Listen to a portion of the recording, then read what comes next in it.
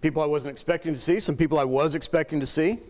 It's good to see you all here. I appreciate you inviting me. It's been a long time. I'll probably say this a lot of times, but it was 1992 or 1993 was the last time I was here. And clearly it has changed a lot. So there's no pillar right in the middle. Wasn't there there's like pillars in the middle of the auditorium, if I remember right. You good? Okay. A pole, yeah. Well, I was being generous. I want to make it a little bit more glorious than it probably was. But it's great to see that you guys are doing well and that you're growing. I always appreciated Robert when he was here. He's still one of these people that just makes me feel like I need to be a lot better than I am because he was always such a great influence on me in the short time I was here. So I want to talk for a few minutes this morning about the question of apologetics. When I talked to Jeff about what we wanted to talk about, and he said, well, let's do something on apologetics. I told him, well, that's great. I've never really done a lot of apologetics lessons, but I told him the one thing about it is, as much as I enjoy, frankly, standing up and listening to Buddy Payne talk about biochemistry, or Scott Smeltzer talking about the fossil record, or Kyle Pope talking about the Bible, the reality is I'm not any of those people. I haven't done that deep research into it. I haven't spent years and years and years studying these things. I can tell you a lot of things that I've learned, but at the end of the day, when I get into that much granular detail, what I'm really basically just doing is telling you what they've told me. And I don't know that that's the best use of our time, because you can go online and find a lot of his lessons, and I encourage you to do that. Somebody asked me if I could put together a list of resources, and I probably need to try to do that this week, so maybe by Wednesday I'll have something to share out if you want to look at some of these things more. But what I did want to do and accomplish this week, I need to turn on that. This works really well when you remember to actually turn it back. And now the whole thing has been messed up. Well, no, it's the same one it always did. It mutes and unmutes, but for some reason the projector has basically decided to stop. So, while he's doing that, what I did want to do today, just for a few minutes, is talk about what apologetics is and how it can be useful for us and how it can encourage us and how we can use it to not win an argument with an unbeliever or shut somebody up on Facebook or feel like I have an answer to every single question that anybody's ever going to ask me. That's really not how apologetics typically is going to work, at least not for us. But what we can do is be confident in my own mind that the questions that are being asked have answers, and that I have the ability to understand those things and reassure myself in my own mind that what we talk about when we talk about God, when we look at the Bible, when we think about our own faith, is a reasonable thing.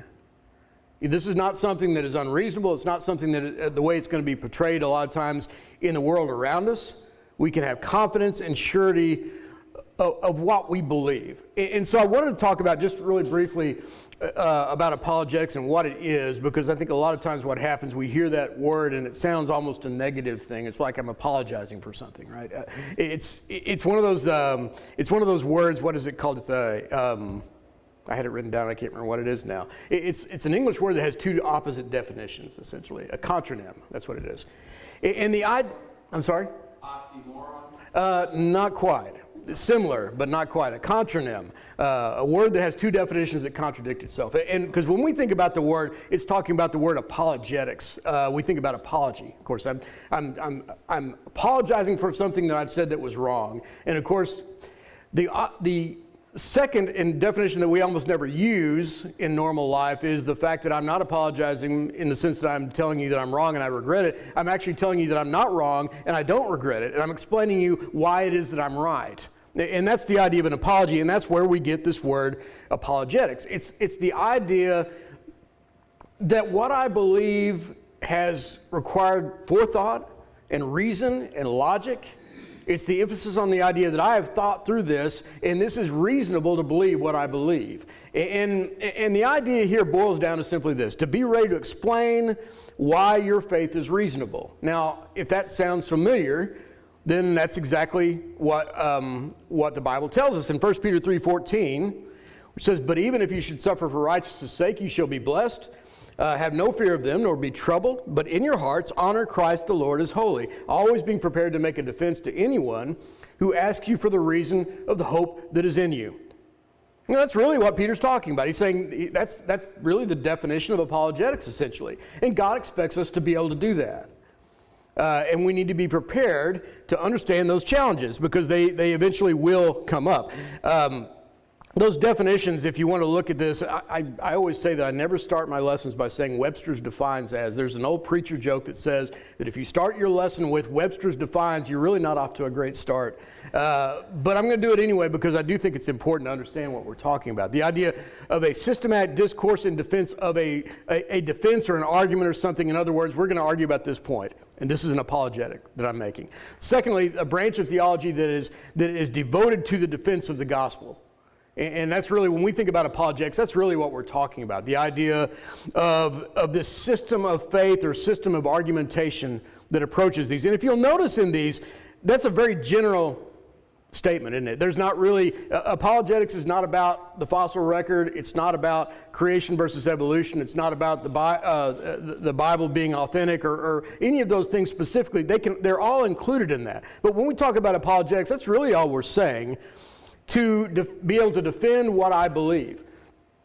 And that can be very difficult in our culture, obviously. We see so many times that what we believe is considered ridiculous.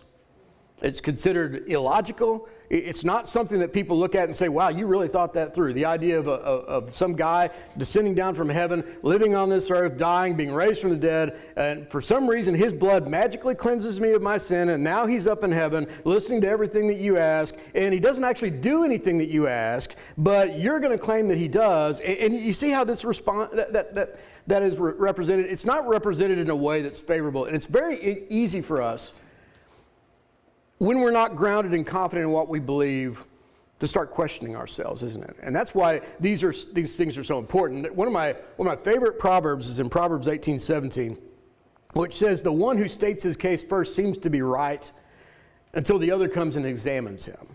And the idea being that it's what you see oftentimes, if you go to evolutionary sites or atheist sites and things, and you read some of the arguments, they can at least seem pretty compelling.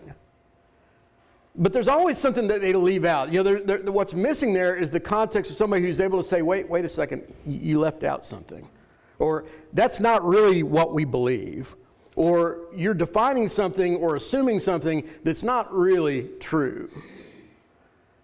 And what we'll find is that the way that these arguments are often represented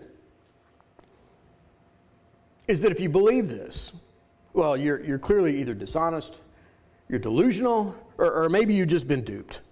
And the danger of this, especially for folks that are younger, and I don't like to say this necessarily because it sounds like I'm saying that these young people just will believe anything, and that's not what I'm saying at all. But the reality is that when you haven't heard these arguments before, and you hear somebody stand up really with confidence, like a man like Richard Dawkins, who says something like, the God of the Bible has long since been disproved. Nobody really believes that anymore. Nobody of intelligence, anyway. I read one quote to paraphrase. He said, "We can be as sure of evolution as we can be that there's an island called New Zealand in the southern hemisphere. That's how sure we are." Now, of course, we can go back and say, well, have we really proved it? Of course we proved it. Well, what's the evidence? Well, and that's where it starts to get a little bit more vague, if you will. Yeah, I was thinking about this. To listen to some of these discussions, you would think that we have actual evidence of species transitioning one into the other. You would think thousands full of skeletons. You know, when we talk about the fact that there's no more missing link, you'd think we'd have thousands of different transitional figures rather than a few thousand scraps and fragments, none of which are actually a full skeleton, and most of which are maybe 2 or 3 bones. There's really not a whole lot of evidence at all. But when it's spoken with such confidence, it can be a real challenge. For example, just to give you an example of what we're talking about. Did you know that we don't even know who wrote the Bible? You ever heard that?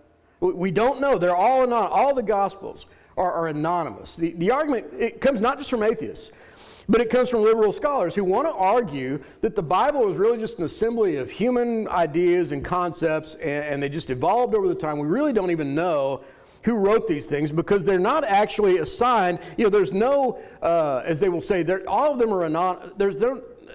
The original documents were anonymous. We don't know who wrote them. If you read Matthew, Mark, Luke, and John, none of them actually use the name of the writer. And so the argument, see, we don't even know who wrote this. There's a quote that I saw on the American Atheist Society that I thought was interesting. And I'm going to read the full. I kind of just took excerpts here. But the full quote is that the notion that the four Gospels that, quote, made the cut to be included in the official New Testament were written by men named Matthew, Mark, Luke, and John does not go back to the early Christian times. The title, according to Matthew, etc., were not added until late in the 2nd century. Thus, although Papias, who was circa 140 Common Era, or AD as we would say, knows all the Gospels, but has only heard of Matthew and Mark.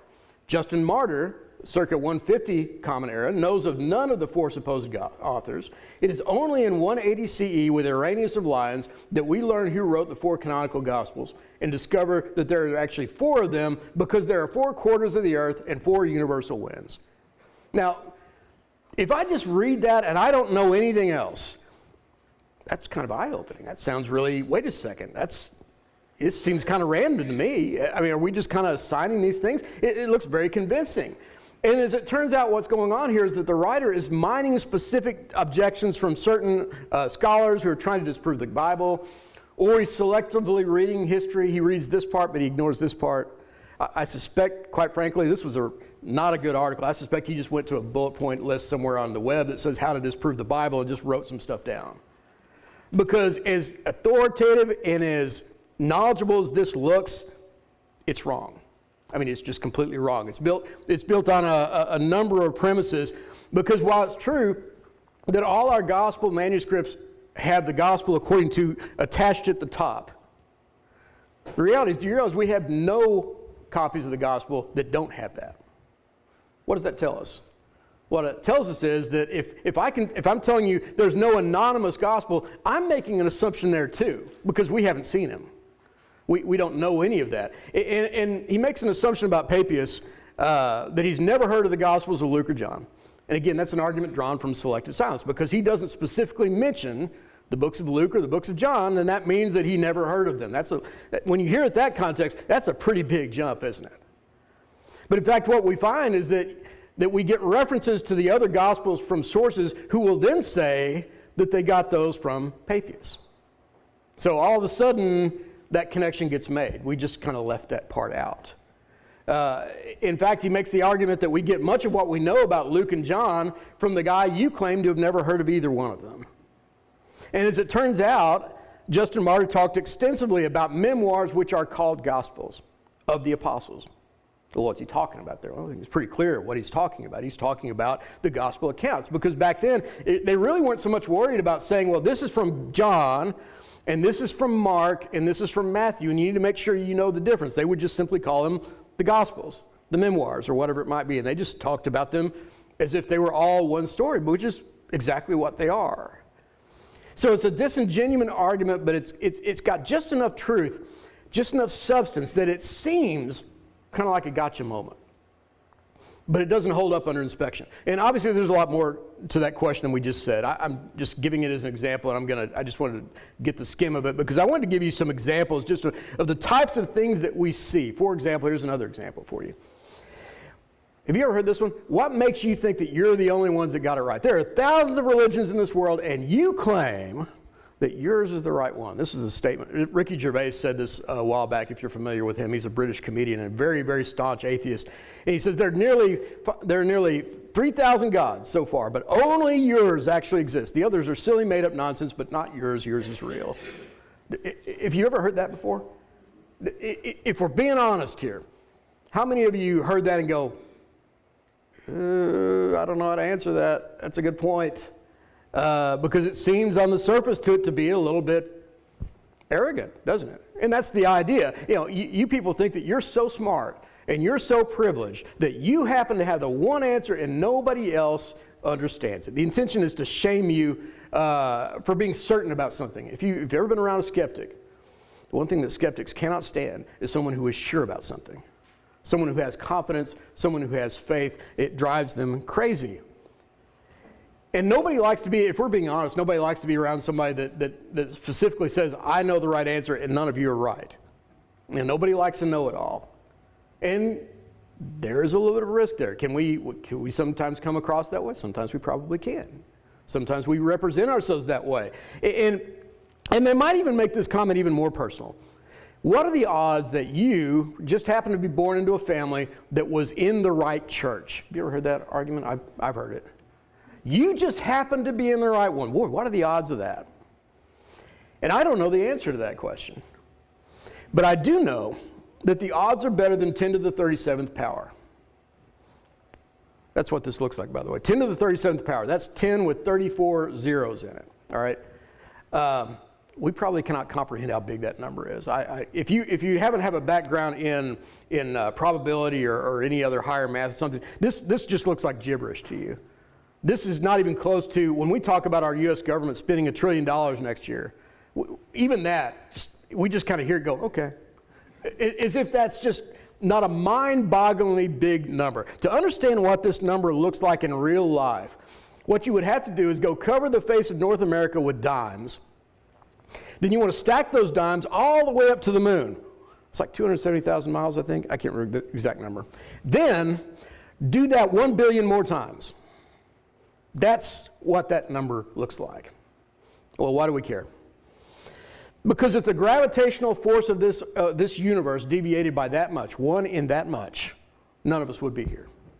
None of us would exist. That's how improbable that is. And yet we don't really have a problem accepting that. That seems to be a reasonable thing for us. Well, wow, we just kind of shrug our hands and go, wow, we're really lucky. It's a good thing. Or, I think we're talking about this at some point later, that this happened so many times that eventually we got to the right combination, and for some reason we just stopped there because that's how it works.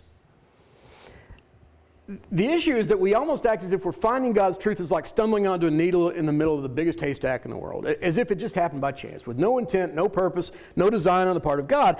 And as I thought about this, I've never had a great answer, but now I think I do. What would the odds be? Let's go that same big stack of coins, that infinitely large, almost stack of coins. The blindfolded friend trying to find the coin. What are the odds of him finding the right coin? If I take his blindfold off, I'd take him over here and say, here it is right there. The odds are a lot better, aren't they, at that point? All of a sudden, I've got a pretty good chance of finding that if I'm willing to listen to my friend. Of course, I may not want to do that. I don't like that coin. I'm going to go look at this coin over here. I don't believe you. I think you're wrong about this. I'm going to go find something else. I'm going to keep looking. Or I just don't think it's likely that it's in that pile. I think it's more likely over here. That's kind of the idea. The revelation of God is not intended to be a hidden buried treasure somewhere that nobody can find unless they just get lucky. The more we're going to talk about this a little bit more later today. The idea of man's willingness to seek God, to find God. God has not left man blindfolded, searching for a needle in a haystack. And the very nature of the gospel, in fact, isn't it to be told? What does Romans 10:17 say? So faith comes from hearing, and hearing through the word of God. But I ask, have they not heard? Indeed they have, for their voice has gone out to all the earth and their words to the end of the world. You know, the gospel has gone to my friend there and said, look, just pick up that coin right there. It's right there. I don't know, there's a lot of other coins. Why should I pick this one? There's no one who can't find the truth about God if they want it, if I'm just willing to look. But the idea seems to be that if you claim some superior insight or understanding that you're somehow smarter or better or luckier than anybody else, no, that's not what it is. I just believed it when I heard it. There's another example. What about ignorance? If you believe the Bible, you just don't believe in science. You're not curious. You're a lazy thinker. I'm sure we've heard this, right?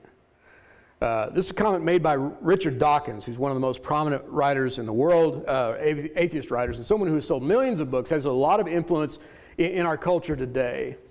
And when you read him, I haven't read a lot of him, but you can see the excerpts. He tends to win people over by his tactics, which tend to be bullying and insulting and creating these false narratives and false binary choices. Do you believe in God or do you believe in science? You can't do both. You know, do you believe in the imaginary figure up in the sky that no one can see or hear and can't be proven? Or do you believe in the reality that's in front of us every day? This is a quote.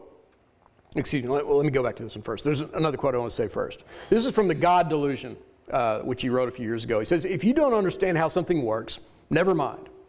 Just give up and say God did it. You don't know how the nerve impulse works? Good. You don't understand how memories are laid down in the brain? Excellent. Is photosynthesis a baffling, complex process? Wonderful. Please don't go work on the problem. Just give up and appeal to God. You notice what he's done, by the way? Do you remember when all these, I don't remember when all these things were discovered. They were discovered before I was born. But were they discovered by people who said, I've got to stop believing in God, so I'll start thinking about science? That's not how any of that worked. He's able to create this case that's really not based on anything other than his own idea that all the religious people I know are just stupid and ignorant. What he says more generally, as I shall repeat in chapter 8, one of the truly bad effects of religion is that it teaches us that it is a virtue to be satisfied with not understanding. Anybody under 20 who's still in school, are you all just satisfied with not learning anything more? Anybody? I doubt you're not. I doubt you are. I don't know any of us who are. I don't know any of us who look at what we're going to see tomorrow about the solar eclipse, and I don't know anything about an eclipse, and I think, man, that's interesting. I guess God did it, and I move on. Do we think that way? I hope we don't, because we're not called to. But the idea is that when men like this talk about evolution and atheism and belief in God in that way, it's not really an honest response. Because his claim has to do with believing in any God, any forces outside of observational natural law. In other words, if you believe that something other than natural process did this, you're just delusional. Now, Richard Dawkins does not believe that, because he knows perfectly well that men like Albert Einstein and other people had a belief in God. Now, they weren't Christians, as we would see them. They didn't have that kind of a belief, but they still believed that there was something, that this didn't just happen. But Richard Dawkins and others will say, well, they don't count because they're not Christians. I don't think that's an honest answer, is it? The question is, did believing in a greater power who was involved in creation equate to a lack of scientific curiosity? We think about Isaac Newton, who Buddy Payne once said, I never really thought about this before, made the argument that Isaac Newton is the single greatest scientist that ever has lived, and he might be right. Men like Galileo, all of whom were firmly believing in the God of the Bible, regardless of whether they were, had a full understanding, but they believed in God. And it drove them to learn more. It drove them to be curious about the world that had been created, and they saw God in everything they found.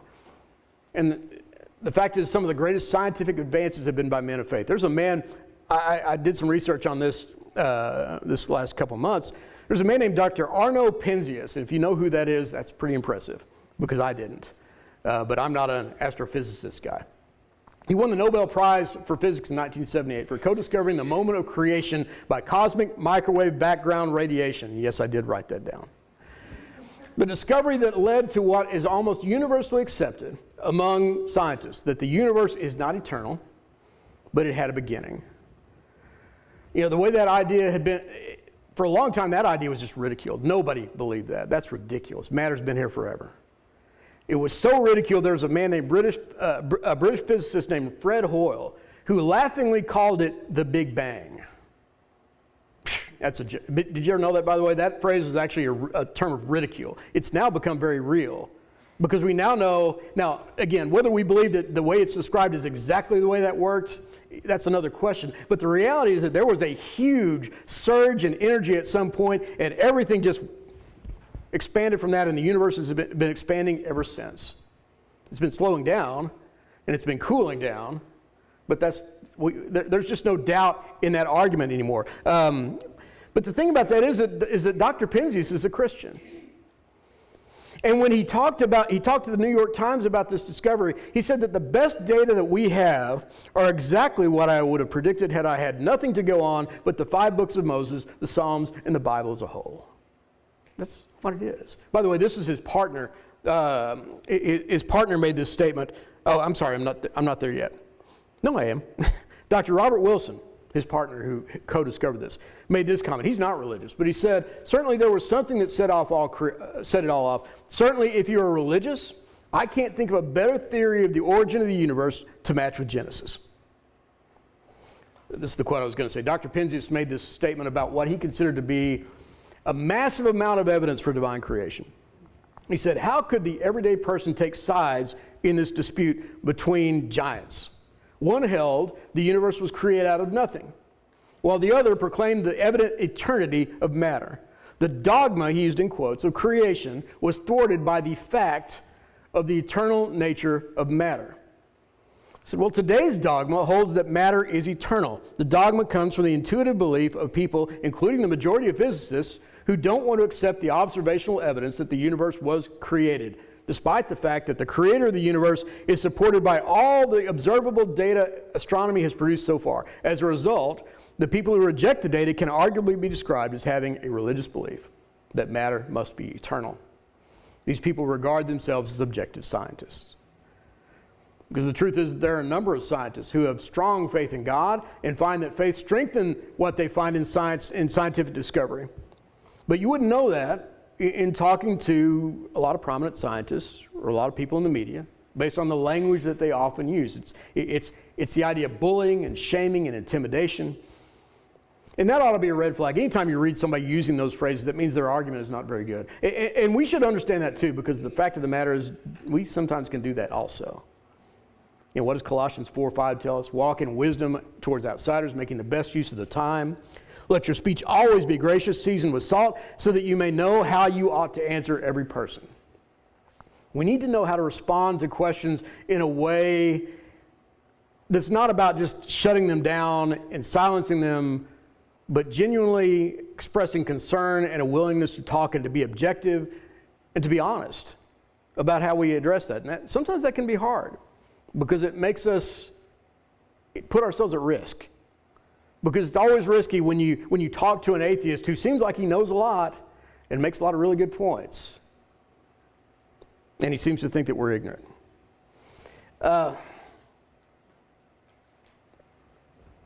skip ahead a little bit because I know we're running a little bit short on time. I wanted to make some points here because, as I said, at this point, okay, apologetics is important. We need to be able to answer these questions. This is how they approach us. This is what we need to do. And at this point, we say, well, all right, we need to go become a bunch of amateur biochemists.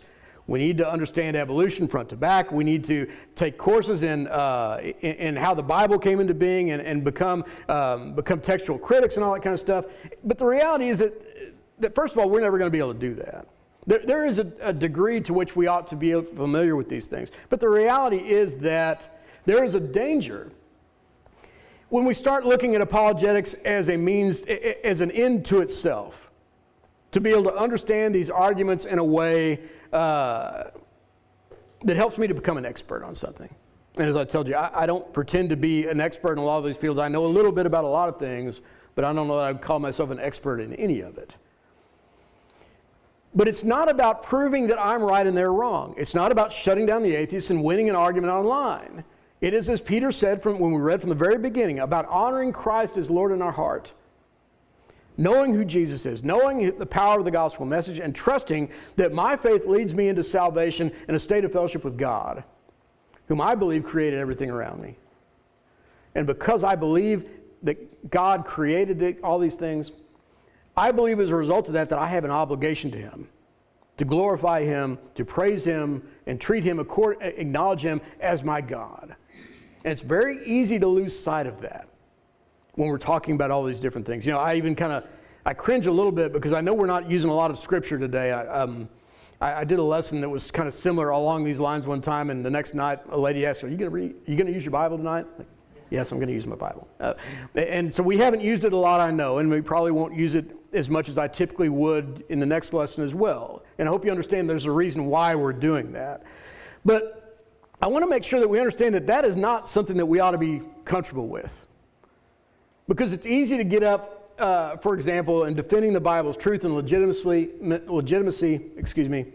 and we forget where the real power lies, which is in the gospel and not in our arguments.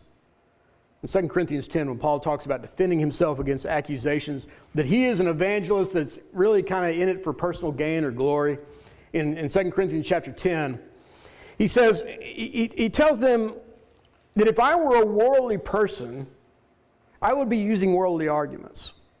I would be trying to convince you from a worldly standpoint. But in verse 3, he says, though we walk in the flesh, we are not waging war against the flesh, for the weapons of our warfare are not of the flesh, but have divine power to destroy strongholds. We destroy arguments and every lofty opinion, raising against the knowledge of God, raised against the knowledge of God, and take every thought captive to obey Christ. What are the weapons he's talking about? We're waging war. What kind of weapons are we using? He's talking about preaching the gospel, isn't he? And he's also talking about the powers that he displayed through the Holy Spirit to confirm that testimony. He's talking in this letter to the Colossians, he talks about the same thing in Colossians 2, verse 1, where he talks about his own struggle in the gospel. And in Colossians 2, verse 1, he says, I want you to know how great a struggle I have for you and for those at Laodicea and for all who have not seen me face to face, that their hearts may be encouraged, being knit together in love, to reach all the riches of full assurance of understanding in the knowledge of God's mystery, which is Christ, in whom are hidden all the treasures of wisdom and knowledge. I say this in order that no one may delude you with plausible arguments. You may have different translations on that word plausible. But the point here is, he's not saying, I don't want somebody to come around and tell you something that makes sense and you just ignore him. His point is not that you need to shut your brain off and just believe whatever I tell you and stop listening to these people who are making sense. That's not what he's saying here. He's talking about the fact that we need to remember where the source of true wisdom comes from. The wisdom that comes from God, from the Holy Spirit, from his revelation, which you know is from God. Why? Because he was confirmed in Paul. It was confirmed in his testimony, in the power of the Spirit, in the searching of the Scriptures, as we talk about, to find confirmation in the prophetic Word of God. His point is that the tools that truly inspire faith are spiritual tools, spiritual in origin, because our problem isn't that we can't prove God through physical means. Our problem is that when our spirits are not willing to accept what we can see, our spiritual truths, we're never going to see God. We're going to talk about that again a little bit later today too. But when Paul talks about preparing for spiritual warfare, what does he say we ought to be doing? Ephesians 6, the armor of God. Not a one of those things depends on me understanding the realm of nature around me. Every one of them is about understanding God and putting a greater faith in God. My ability to answer every question posed should not be what sustains my faith. And too often I think we have this great curiosity about the world, which is great and wonderful. But when we don't find answers that satisfy us, it's easy for us, I think, to turn to the world. Ask, well, could you answer this question for me? This doesn't seem to make sense. And the world is always happy to give you an answer, but it's always going to give you an answer that is based on a physical, earthly, human wisdom. We know where we came from. We just sort of evolved out of nothing. We are not told, but what will be admitted on further question is that we know this because there are no other options that we will accept. The best argument for the non-existence of God ultimately always comes down to this. I don't believe God is because I don't believe God is. That is all that it is. It's nothing more complex, nothing more intellectual, nothing more honest than that. I've seen the circular arguments. I don't believe in God because there's no such thing as a spiritual realm. And I know there's not a spiritual realm because there's not God. It just keeps going around and around in circles. Because ultimately there's no way to prove it. I read one observer make the point that one of my greatest defenses against progressive theology, in other words, the idea of that Christianity is just evolving over time and we just need to change along with it and there's no real objective truth at all, is the willingness to say, I'm not sure. Because I think sometimes what we do instead is to say, don't ask that question. Because we don't really want to address it. The fact is that there's some issues that are hard to understand, that God doesn't fully explain to us, that we may not be able to answer specifically, at least to the level that we would like to understand them. And I think the reason God leaves those questions in large part is, one, because maybe we just don't need to know them. But two, because we're not supposed to be given and spoon-fed an answer. This is something you need to be thinking about and meditating about it and pondering in your mind from a spiritual standpoint, because that's how we grow, isn't it? That's what Hebrews 12:14 says. Solid food is for the mature, for those who have their powers of discernment trained by constant practice to distinguish good and evil. Thinking about things that are spiritual in my mind. There's some things I may never fully understand. I may never fully be able to adequately explain how the Genesis account of creation perfectly lines up with scientific discovery. Because that assumes that I know exactly how all that happened. I believe that it did, just as God describes it. I don't think we have to say that we have to find evidence that seems to indicate that the world has been here for billions of years, and then I have to change the account somehow to match that. The idea that these are questions that are asked that require eternal knowledge. I'm limited, very limited, in my own ability to understand the world. I've only been here for a short period of time. I'm not eternal. I don't know what happened back then, what happened before me, what's going to happen after me. I'm very limited by the fact that we live on a material plane with no knowledge or insight into what's happening in God's spiritual plane, apart from what He has revealed to me. And I need to be okay with that. The passage we so often quote in Deuteronomy 29:29, the secret things belong to the Lord our God. Sometimes we leave off the second part, which is really the one we need to understand. Because He says, but the things that are revealed belong to us and to our children forever, that we may do all the works of the law.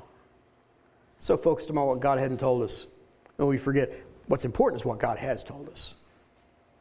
He hasn't told us clearly what He wants. He's told us clearly what we need to do, what we need to know, what He wants from us, and what He expects of us. And if I can't fill in all the blanks, or if I can't see how what we've learned in this earth and what we believe to be true doesn't line up with the Scripture in terms of its account, I don't have to see that as an issue. But what we do oftentimes is we want to be able to connect that dot. We want to answer that question. We want to give the irrefutable, irresistible argument. I just wish there was something that I could say that would just shut this guy up, and there's just no way he's going to answer this question. Have you ever watched a debate between an atheist and a Christian? If you have, you probably understand that what didn't happen was the atheist just said, "You're right, I give up." The best arguments in the world end with two people giving their arguments and walking away going, "I won. He couldn't answer me. I beat him." And the people that follow them, if you will, or that are on the same side that agree with them, more often than not, they're going to go away saying the exact same thing. Now, they may not be happy with the way their guy performed. He wasn't as smooth as he could have been. He didn't have as much command of the facts. But we all knew who was right. The reality is that there just isn't that big argument that someone is just going to irrefutably accept and just, I just can't argue that. I guess I'm going to have to change my mind. When we think about men like, remember Stephen in Acts chapter 6, the first time we read about Stephen? When he goes out and he's preaching the gospel and the Spirit is in him, and it says that they could not withstand the wisdom and the Spirit with which he was speaking. He was just so good that they just shut their mouths and went away, didn't they? No, we know how that story ends. They went about, found a bunch of false witnesses. They lied about him. They dragged him into court. They got even louder, and eventually they ended up killing him. Because that's really what happens a lot of times. The better our argument, the more shrill the opposition is going to be. And we have to remember that in our mind. Because when doubt starts, is when I hear those arguments getting more and more shrill and more determined, and I think to myself, my argument clearly was not sufficient. Maybe my argument is the problem. Maybe I don't really understand this as well as I think that I do. Is it the best argument would somehow change anything? Because I'm starting to build now my foundation of faith not on the gospel and the truth of the gospel, but on my ability to make an argument and convince people that they're wrong. I'm starting to trust human wisdom and human understanding. And we have to remember that can never be where we put our trust in. It has to be in the faith of God. And I think sometimes what happens is that we misunderstand the nature of the resistance to God, as if it's only strictly about logical thought. If you just show me how it makes sense, I'll believe. I actually read something the other day. I think it was Christopher Hitchens that made a very honest point about this and said, look, even if you could prove that Jesus raised from the dead, I still wouldn't buy any of this other stuff. That wouldn't prove that everything he says was true. Do we understand that? And that's at least an honest answer. The idea is there is nothing you could prove to me that's going to change my mind about what we see in the world and what I believe in the world. We're going to talk a little bit about this more in the next lesson. I won't spend much time on it. But it is a good time to remind ourselves that we can't prove the existence of God any more than it can be disproved. All we can do is line up our evidence, and in most cases, people will either accept it or not. But for now, at least we can remind ourselves that there's probably not going to be, we're not going to be talking to a lot of evolutionary biologists. Maybe we will, I don't know, maybe, you may know some. We're not going to be talking to people that have sat down and really thought it systematically through why I don't believe in God, and they've got an airtight case, and every question I've got is going to be answered. Most of the time they're going to get past maybe one and maybe two, and then they're going to run out because they haven't really thought about it that carefully. they're mostly often reacting more out of emotion. Wouldn't you agree? Has that been your experience? I refuse to follow a God whose followers behave the way Christians behave. I can't believe a loving God would send people to hell for not accepting him. The God of the Bible is vindictive, hateful, bigoted. If there were a real God, he'd fix all the suffering in this life. I don't think anyone, this is really where it all boils down to, I don't think anyone has the right to tell me how to live, including God. That's really the argument, especially that last one. If we're being honest, that's typically what really motivates people to not believe in God. We're going to talk about those more tonight. So again, I won't get into details about that. But it's often and usually in fact an emotional response. Because if I'm telling people that I believe in God who created the world, he sent his son to die on the cross for my sins, and that my relationship with him is the most important thing in my life, in the entire world, and I'm not living like that, is anybody going to believe me?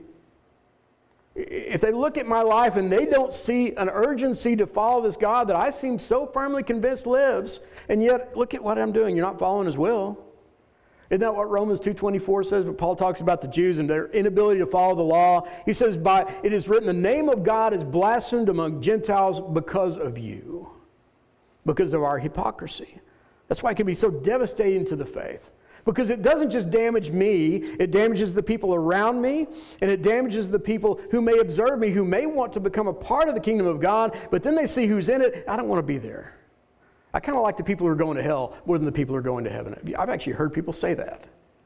Can you imagine that? Some of that's our responsibility, isn't it? Now, some of that's not being really honest either. But we do bear some commands in this, some responsibility in this.